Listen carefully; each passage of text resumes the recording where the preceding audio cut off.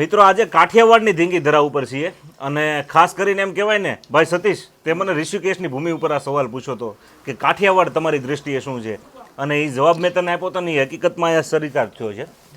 કારણ કે ભાઈ તમારું નામ અનવરભાઈ પઠાણ ને, અનવરભાઈ પઠાણ જાતીય મુસલમાન છે પણ એની જે સેવા છે એને બિરદાવવા જેવી છે.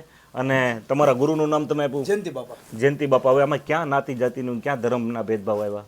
અને અનવરભાઈનું તમને કામ કહું શોર્ટમાં તો એ અહીંયા અન્નક્ષેત્ર હકાવે છે, જે આવે એને ચા પાણી રોટલો જે એનાથી બનતી કોશિશ હોય એ થાય છે અને પોતે ફોટા મઢીને જે કાંઈ એમાંથી ઇન્કમ થાય ને એ આમાં વાપરે છે.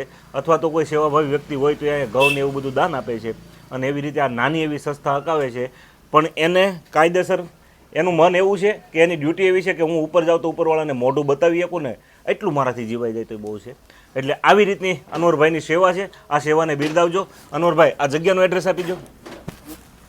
આ જગ્યા આપણે ક્યાં આવી છે એડ્રેસ આપી દો. મોટા કોટડા, હા, હાઈવે રોડ, જુનાગઢ.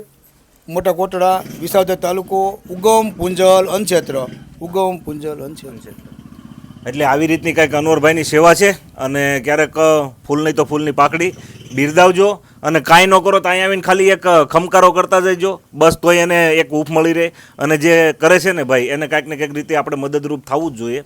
અને બીજું કાંઈ નહીં તો કાંઈ નહીં, પણ આપણે માણસ છીએ ને, માણસ ધર્મ જ મોટો છે, બાકી એનાથી મોટો કોઈ ધર્મ હોતો જ નથી. અને સતીશભાઈ તને કદાચ તારી વાતનો જવાબ મળી ગયો હશે કે સૌરાષ્ટ્ર તમારી દ્રષ્ટિએ શું છે.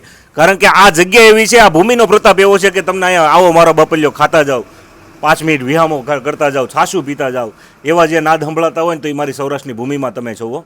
તો બસ સૌરાષ્ટ્રની ભૂમિ વિશે તો ખાલી 30 સેકન્ડમાં બોલવું હોય તો એ કહેવાય ને કે ભાઈ ઇમ્પોસિબલ વસ્તુ છે.